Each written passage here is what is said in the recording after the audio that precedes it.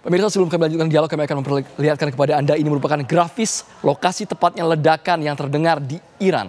Ini berada di wilayah provinsi Isfahan, tepatnya di kota Khajavrestan yang juga berlokasi dekat dengan bandara Isfahan. Bukan hanya bandara lokasi dari ledakan ini, meskipun sampai sekarang belum terkonfirmasi ledakan berasal dari mana sumbernya. Ini terjadi pada Jumat 19 April waktu dini hari di Khajavrestan. Pengakuan warga mendengar dentuman yang ada di sana. Bukannya dekat bandara, tetapi juga dekat pangkalan angkatan udara dan juga pangkalan militer. Sekali lagi, kita masih belum bisa memastikan karena kedua belah pihak, baik itu Israel maupun Iran, tidak ada yang mengklaim bahwa ini serangan dari mereka. Iya, nah ini yang menarik kalau kita berkaca dari yang Andrew sampaikan tadi, kita mau menuju ke Pak Nasir lagi. Kalau tadi kan Pak Nasir menyampaikan bahwa ya ini bukti bahwa serangan yang dilakukan oleh Israel terhadap Iran. Sementara belum ada kok Pak statement yang disampaikan oleh masing-masing negara.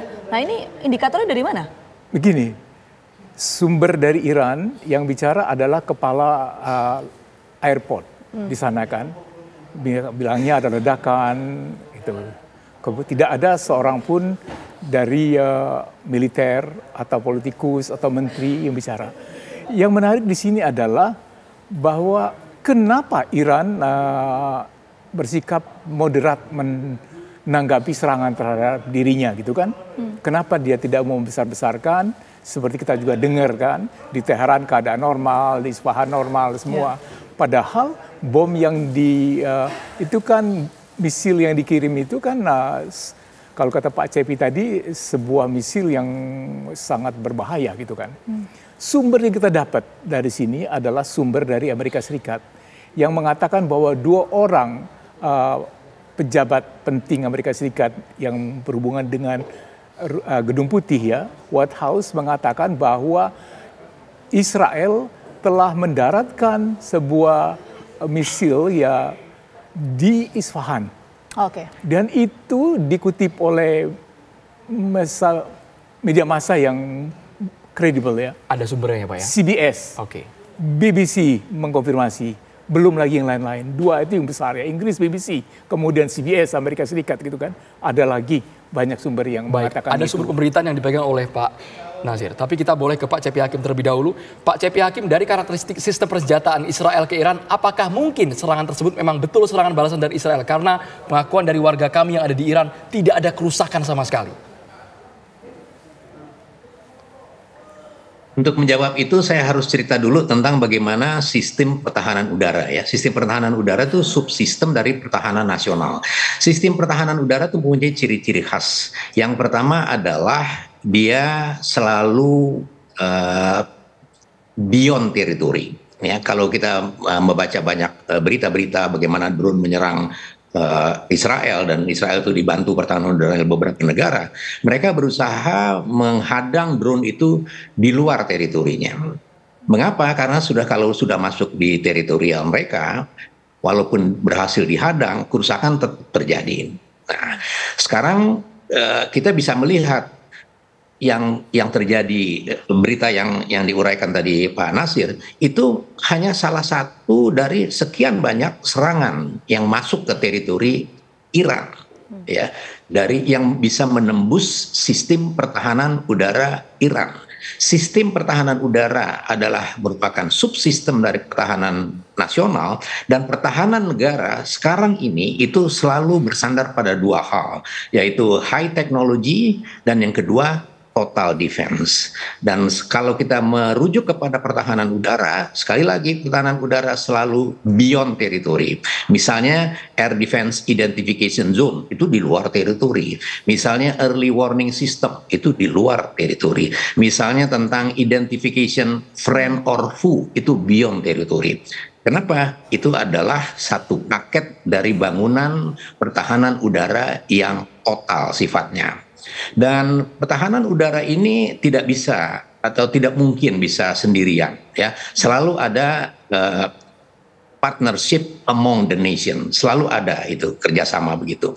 Sebagai contoh, kalau saya boleh menceritakan bahwa Amerika merasa terancam dengan Korea Utara misalnya. Korea Utara itu kalau dia meluncurkan kepala nuklir ICBM, Intercontinental Ballistic Missile dari Korea Utara, dia hanya membutuhkan waktu 38 menit sampai di Los Angeles, ya.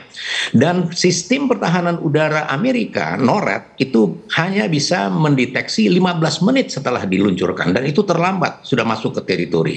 Itu sebabnya dia mendapat support dari Korea Selatan yang bisa mendeteksi 7 detik setelah ICBM itu diluncurkan. Ya, data ini ada di bukunya Bob Woodward, ya, Trump in the White House.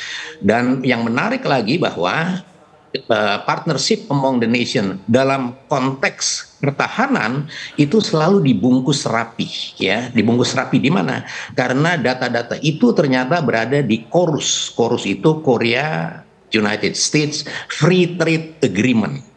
Pada waktu Donald Trump duduk di Gedung Putih, karena dia bisnismen, dia ingin mengefisiensikan perekonomian nasional. Dan salah satu perjanjian antar negara yang dilihat boros dan Amerika itu defisit terus adalah KORUS. Jadi dia mau membatalkan itu. Untuk seorang presiden membatalkan itu, dia harus mendapatkan persetujuan dari Pentagon dan National Security Council. Disitulah ketahuan ada secret agreement di bawah perjanjian itu, yang isinya tadi yang saya sampaikan itu. Jadi betapa berbahayanya perjanjian-perjanjian antar negara yang di permukaan kelihatan cantik, tetapi di dalamnya mengandung special access program dan top secret agreement yang bahkan presiden pun tidak tahu. Oke, Pak Cepi. Pak Cepi, tadi ada yang belum terjawab. Jadi kalau kita bicara soal senjata rudal presisi misil ini, apakah bisa dideteksi memang dari negara mana, betul Israel kah, atau di luar Israel atau seperti apa? Bisa nggak dideteksi? Oh, bisa sekali. Sistem deteksi dari pertahanan udara Iran itu pasti mengetahui tracknya dari mana. Dan tadi sudah saya sampaikan beyond territory. Dari kalau negara dalam keadaan alert one, dalam keadaan perang, maka semua alat pendeteksi itu hidup dan dia mengetahui betul trajektori dari drone, dari pesawat, dari apapun yang akan menuju ke teritori mereka. Dan dia berusaha menghancurkan beyond teritori, ya, di luar dari teritorinya. Kenapa? Karena kalau sudah masuk di teritorinya, maka kerusakan yang dialami walaupun bisa diintercept itu tetap akan ada korban di negerinya, di daerah teritorinya. Dan salah satu ledakan itu saya percaya adalah hanya satu dari beberapa serangan yang dilancarkan oleh Israel. Baik Pak Cepi, meskipun tidak ada daya rusak sama sekali, apakah serangan simbolis ini akan terus berlanjut, eskalasi makin tinggi Pak Nasir? Ya, seperti saya katakan tadi, sekarang tingkat permusuhan antara Israel dan Iran sudah menjadi terbuka. Dengan yang dulunya memakai proksi, tiba-tiba sekarang Iran menyerang secara terbuka, Israel juga menyerang secara terbuka. Dan ini akibatnya bisa fatal. Karena siapa yang bisa mengatakan bahwa kalau sudah pernah menyerang satu kali tidak akan menyerang lagi. Jadi panas gitu. Dan juga negara-negara lain yang mau ikut campur di dalam memenangkan kepentingan nasionalnya gitu ya, akan ikut-ikutan di dalam situ. Seperti saya katakan, Perang Dunia Pertama itu juga pada hal-hal yang remeh gitu ya. Dan Perang Dunia Kedua juga awalnya begitu. Dan ini macam main kucing-kucingan gitu ya. Pertanyaannya begini, kenapa bukan Israel yang menyampaikan kepada dunia bahwa itu serangan mereka? Sehingga sumbernya itu datang dari Amerika Serikat. Tapi yang kita ketahui faktanya, sebelum penyerangan, Netanyahu sudah menelpon Biden mengatakan akan ada serangan balik dalam 24-48 jam. Dan sebelum 48 jam udah berlaku kayak gitu. Dan kita bisa melihat di sini bahwa kalau Israel itu mengakui itu serangan dia bisa disalahkan juga. Kamu yang menyerangkan, dan PBB kan ya, bisa menggunakan alasan itu di Dewan Keamanan.